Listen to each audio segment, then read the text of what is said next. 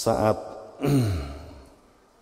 itu saat kita kemudian rogo ini dijadikan kendaraan nyambut gawe untuk keharmonisan keluarga, nyambut gawe untuk keharmonisan menjalankan perintah Tuhan, kan gitu.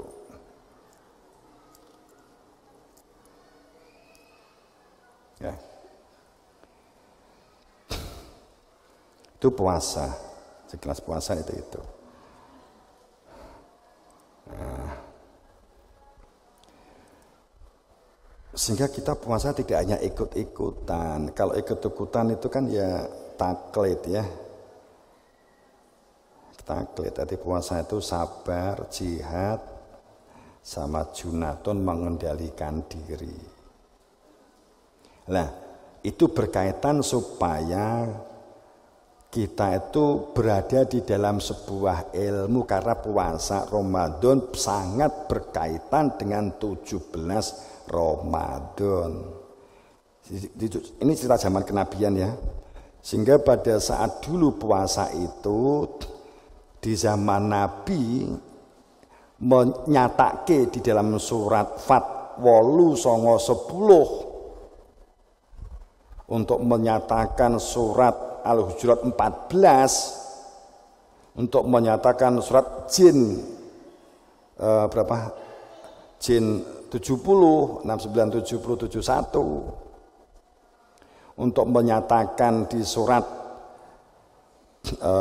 Al-Baqarah 1 sampai 5 la robafi yang gak ada keraguan sedikit pun untuk menjadi hamba yang mutakin yang yu'minu bil ghaib, yang berimannya itu fakta bersama dengan al-ghaibnya diri Tuhan. Itu adanya ilmu ghaibi wa syahadati. Ilmu yang menjadikan mengenal al-ghaibnya diri Tuhan sehingga bersaksi. Ini disebut orang yang memperoleh hidayah. Jadi wujudnya enek hidayah itu. Min rasulin yang menunjukkan tentang keberadaan hidayah, keberadaan hakikat, keberadaan ilmu yang membuka hakikat atau ilmu yang membuka pintunya mati. Karena beruang mesti mati, ditunjukkan pintu pulang atau kembali. Min rasulin atau yang mewakili, mengetahuinya dari utusan atau yang mewakili. Kan ayatnya makaten Bapak Ibu. Ini untuk pikukuh kita. Maka saat tidak mengetahui ilmu itu dengan wawasan beda Bapak Ibu. Saya tak mandek-dekene dhisik. Enggak apa-apa ya. Jadi begini, ilmu itu, ciri ilmu itu pasti unsur kemanfaatan, bermanfaat. Mengetahui metode, mengetahui mekanisme kehidupan dalam hal apa begitu ya. Kalau kita ngomong tentang ilmu bengkel, setiap orang itu beda dengan orang yang mengatakan punya wawasan bengkel. Dengan yang berilmu bengkel akan berbeda. Kalau yang berilmu bengkel, dia tahu persis detailnya. Kalau bahasa akademik bisa analisis, bisa sintesis, bisa hipotesa begitu. Tapi coba dulu kata ini, artinya bisa tahu detailnya tentang bengkel itu. Kalau hanya wawasan itu, kalau kon praktek itu mesti gak iso. Bisanya bongkar gak iso. Ndamblek ni ndandani kan gitu. Nek wi akeh tunggale. Kula nggih saged. Kula ahli komputer, tapi ahli bongkar. Nek ra iso dibongkar, dijejeg, dikepruk, wis mesti bongkar kok.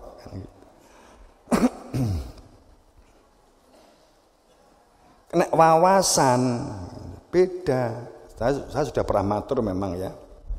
Kalau al-ilm itu inti tentang sesuatu, hakikat sesuatu. Jadi ilmu itu hakikat sesuatu. Itu ilmu. Cirinya objeknya. Maka harus mengenali objek. Karena kita ngamati objek, umpamanya kan begitu karena kita ilmu. Tapi kalau ingin kita runtut, kita ngomong tentang informasi. Kita tuh tentang informasi beredar di berbagai media, di berbagai pembicaraan, dari berbagai opini, dari berbagai katanya, dari berbagai buku, dari berbagai kitab, bahasa yang lain, dari berbagai book dan the book, bahwa banyaknya informasi yang beredar di dunia ini melalui media-media yang ada. Berita ini kita tangkap, kita rekam di dalam otak. Saat berita-berita ini kita tangkap, kita letakkan di otak dan kita dapat gunakan untuk berbicara. Saat informasi ini tidak bersentuhan dengan indera, tidak bersentuhan dengan kita melihat, kita enggak melihat, hanya informasi bahwa di dalam pesawat itu ada modelnya begini loh pesawat itu, mesinnya begini, tapi enggak pernah tahu. Berarti ini fungsinya adalah wawasan, wacana, bukan ilmu. Pada saat kita gunakan wawasan ini, kita yakini kebenarannya, walaupun kita nggak pernah membuktikan, maka disebut keyakinan. Maka kita yakin bahwa atas dasar informasi dari media sosial bahwa di Ukraina tadi terjadi konflik yang meninggal sekian orang akibat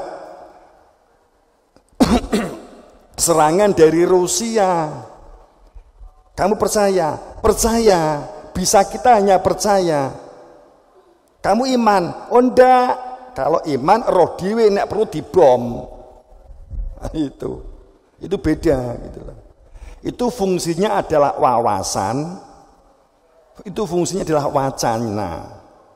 Intuisi anggapannya kita menganggap itu kebenaran gitu. Itu berarti kepercayaan. Apakah Nabi menginformasikan fungsinya hanya berhenti di wawasan? Enggak, ngaten loh. Jadi bedanya antara wawasan atau pengetahuan ini bersifat kepercayaan. Sesuatu yang tidak melalui indera, hanya bersifat informasi, masa ini anggapan, ini sifatnya kepercayaan. Beda dengan iman. Kowe iki dapat informasi bahwa poso, kamu dengan puasa 30 hari akan memperoleh bla bla bla. Lah ini wawasan atau keimanan? Ayo.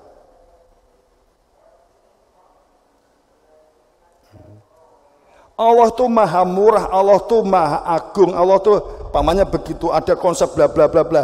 Ini sak suwene iki apa? Wawasan atau pengetahuan atau ilmu? Yani itu. Ini filsafat banget, maaf. Filsafat banget.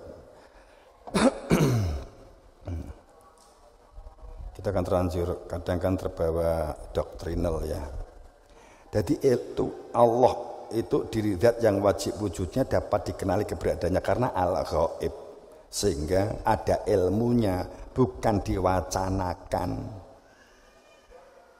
Itu hanya jika bersentuhan dengan indera. Maka dalam awal kehidupan beragama mensyaratkan makrifat, dan rukun Islam yang pertama adalah syahadat, dan rukun iman yang pertama adalah yu'minu billah,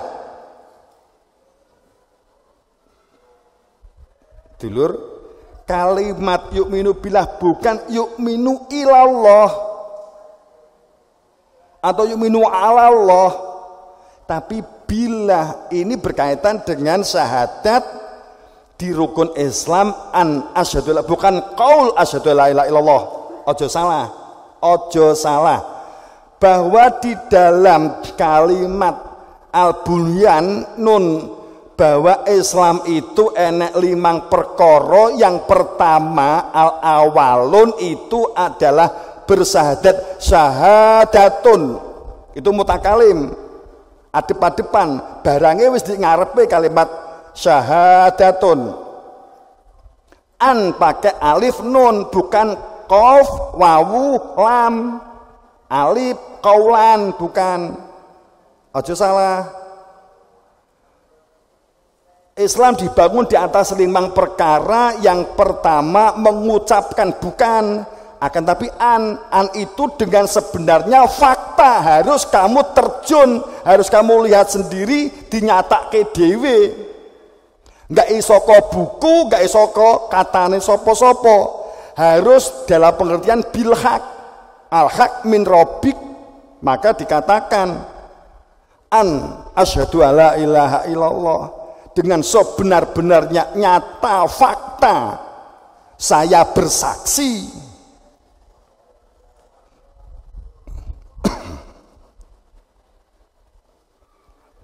Nek gak iso disakseni ya gunane rasul diutus tinggi apa? Menggawe wacana, nggawe mumet, akhirnya dunyane ruwet.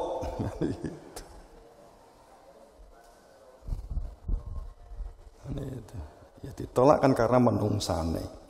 Oke. Itu maka ayat-ayat itu sebenarnya gamblang jelas gitu loh. Wa malahum bihi min ilm. Banyak menungso kuwi tanpa ilmu, tidak mengenal Tuhan, tidak mengenal hakikat, tidak mengenal jati diri fitrah manusianya. Dia hanya ikut-ikutan. Dia hanya berada di dalam prasangka, padahal wa inadon, padahal prasangka itu sama sekali layukni tidak akan pernah dapat menyentuh al-haq diri Tuhan sedikit pun.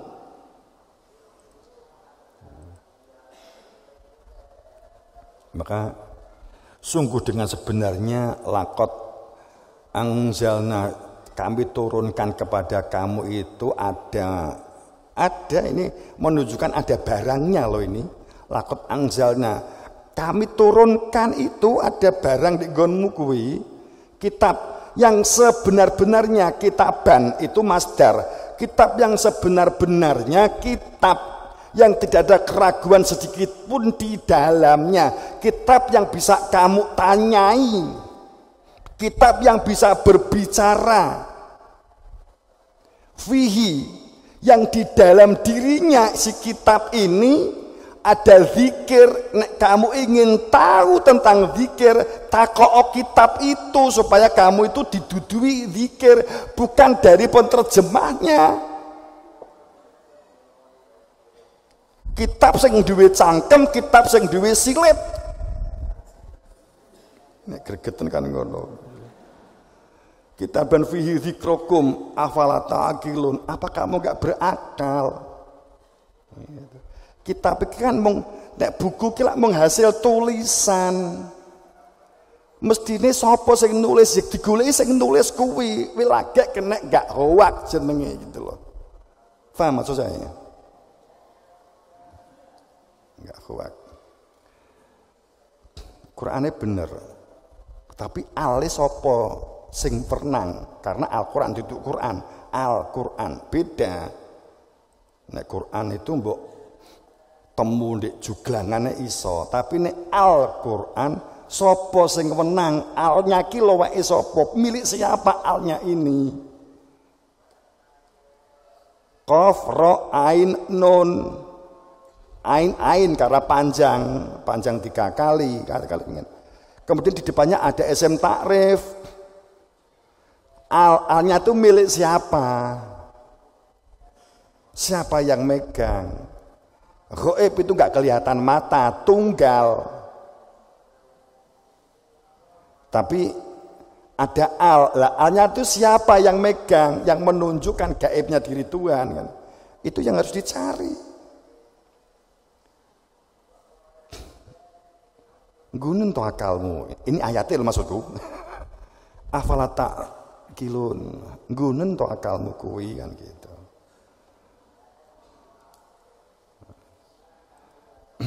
Jadi sebab hanya dengan zikir maka hati itu menjadi tentram. Hanya dengan zikir tidak menjadikan kita itu buta. Salat itu intinya zikir. Nek ora nek zikire ya dadine rena-rena sing mepet. Pada saat enek corona gak mepet, bingung, wong kuwi mau ngalat. Nek rapet engko nek gak rapet kena setan kan gitu. Itu mergo ngerteni masalah yang lahiriah. Nek awake dhewe jarak sekilo terus serah. Aku sing nanti kita guyon. Salate kok saiki jarak-jarak nggonku tak gawe jarak sekilo aku. Di omahe dhewe-dhewe kono kan jaraknya adoh-adoh banget. Wong perkara dijarak dia. Jadi saat kita nggak tahu esensinya dan inti, sing diingat-ingat, sing dizikiri apa? Wong zikir itu ingat kepada Allah. Lan Allah mung kelingan jenenge tok. Mung roh jenenge tok ora kenal karo sing duwe jeneng. Mesti mumet, mesti pusing. Barang siapa a'radot orang duwe zikir, nek digabung ardo an zikri itu enggak duwe zikir ya. Barang siapa orang duwe zikir, tidak ada kehadiran di jero atine, di dalam hatinya, maka dengan sungguh, dengan sebenarnya, maka lahu yang menyatakan hidupnya itu ndonka. Pasti gejolak, bingung, judek, mumet, wong sing duwe ngilmune bolak-balik judek. Mumet. Wa nasrul yaumil qiyamati a'ma. Saat kiamat maka lebih buta. Ya, saat kiamat, saat meninggal dunia gitu ya. Jadi dan kemudian saat orang zikir maka corona pasti bergelayut. Waman ya'sa sapa wonge dalam menjalani hidup ini tidak ada zikir atau kosong hatinya, maka nuqayyat lahu syaiton, pasti kehidupannya itu di dalam cakupan bergelayut dengan perilaku-perilaku pengaruh dan melakukan penilaian dan bagaimana dinilai orang. Kebingungan dengan penilaian, bingung menilai dalam prasangka itu yang disebut nuqayyid lahu syaiton fahuwa lahu qarin wes ora mung corona ning qarin nggak terima corona. Penyakit iri, dengki, kabut, gelap, judek, mumet, buntet, geblek, itu wis dadi sitok.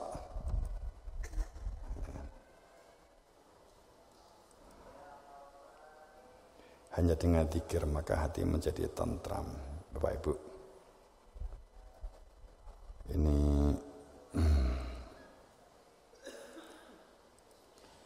saya kira begitu ya. Kalau ini diteruskan begini, laisa bi amanikum wala amaniyi alil kitab. Tadi sudah saya sampaikan bahwa sama sekali laisa itu babar pisan, sama sekali belas enggak gitu maksudnya ya. Laisa bi amaniyukum, sama sekali mengenai pahala, surga, neraka, ganjaran, widodari, malaikat, apalagi tentang Tuhan. biamaniyikum, sama sekali tidak dibentuk karena kowe iki cocok lan ora cocokmu, tidak dibentuk karena sepakatan kesepakatanmu. Biamaniyikum, bukan dibentuk karena angan-anganmu, anggapanmu, menurutmu, walaupun pendapatmu itu menjadikan kowe dadi doktor, dadi profesor. Wa ma'amaniyikum, sama sekali tidak karena angan-angan orang-orang. Wala, dan juga bukan dari angan-angan yang dituangkan di dalam buku. Apa wae kan gitu kan. Am idahum fahum yaketubun, kecuali kalau mereka itu mengenal al-ghaibnya diri Tuhan dari yang berhak wewenang dan sah. Kenapa sih kamu berani menulis dan membicarakan tentang Tuhan, tentang surga, tentang neraka, padahal nggak kenal al-ghaib? Yaktubun, kok malah kowe wani nulis? Iki duduk cangkem kula lho nggih. Iki lho. Surat Al-Qalam 47. Ngerti kolam nggone iwak kuwi lho.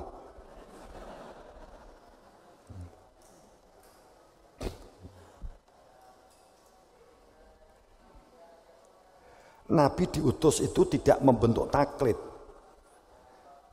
Nabi dan para rasul itu makrifat, mengenal Tuhan. Maka si hamba yang mengikuti dia itu bukan kok kemudian mengikuti Nabi Muhammad, Nabi Isa di zaman saat itu, Nabi Musa, Nabi Daud. We melu aku, sing penting melu aku, wengko lak mlebu surga, wis totutne aku. Terus Nabi kan kenal sama Tuhan. Iya. Gimana cara mengenal Tuhan? Wis lah, kowe iki gak sah pengen makrifat, cukup aku wae. Wi Nabi gendeng nek ngono. Gitu loh. Ini dipotong sakmene iki dadi geger iki. Kan gitu.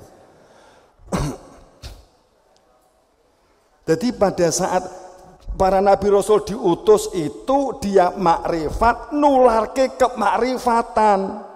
Malah ini yang disampaikan. Perilaku syariatmu kuwi wis becik apik. Kowe iki perilakumu rusak, mbok duwe perilaku sing apik. Nek wis apik, wis becik, sudah bagus, ada ilmu tauhid, ilmu mengenal Tuhan. Aku nggak akan bisa ngajak kamu kalau perilakumu masih buruk, masih suka mencuri. Maka dikatakan, ana bu'ithu mama karim mal akhlak. Jadi Nabi Muhammad itu diutus ora kok dandani wong bejat, bukan. Nek dandani wong bejat gak cukup, gak sah nganggo nabi, nganggo aturan hankam cukup, menteri Pak Luhut wis cukup.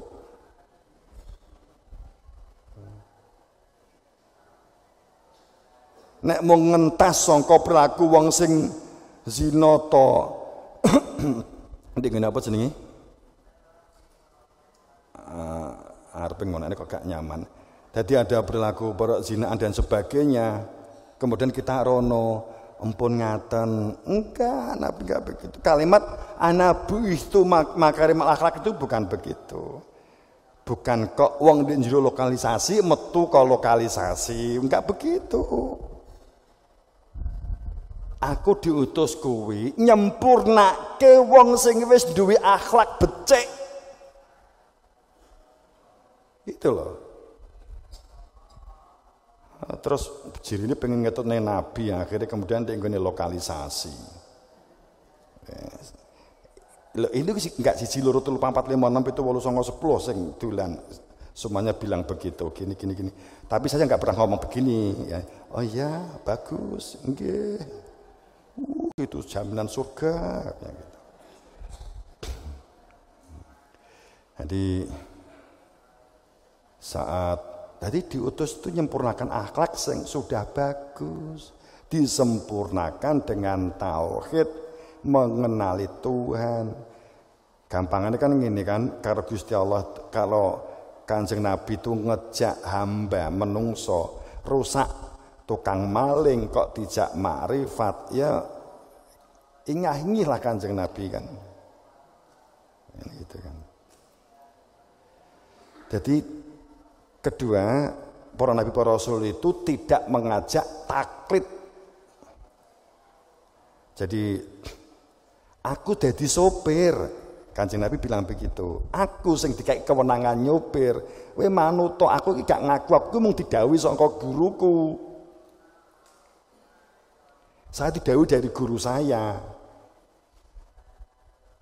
Ning saya juga didhawuhi untuk supaya kamu itu juga makrifat seperti saya yang punya nama Allah ini loh. Hakikat fitrahmu itu ini loh. Podo. Sama itu pada. Nanti taklid itu melu ning ora dong. Enggak mungkin para nabi itu jadi sopir ning penumpangnya gak enek sing roh, gak mungkin.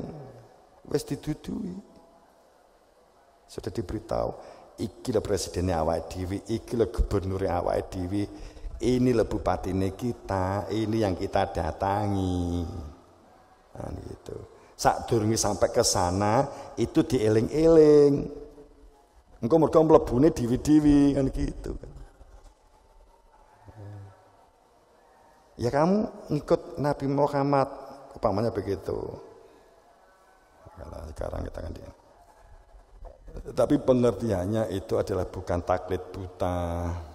Buta itu karena nggak mengenal Tuhan, ikut-ikutan tapi nggak mengenal. Itu dikatakan taklid a'ma. Tidak bersaksi. Mengenalnya dari buku kan gitu kan.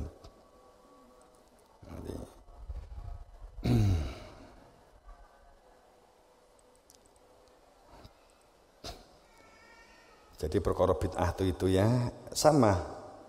Jadi bid'ah itu dibedomi, dijadikan pegangan, dijadikan prinsip, dijadikan ideologi. Kalau taklid itu buta, itu karena siapa di dunia ini buta, maka di akhirat lebih buta. Buta dari apa sih? Innaha la ta'mal absor walakin ta'mal qulubul lati fis sudur.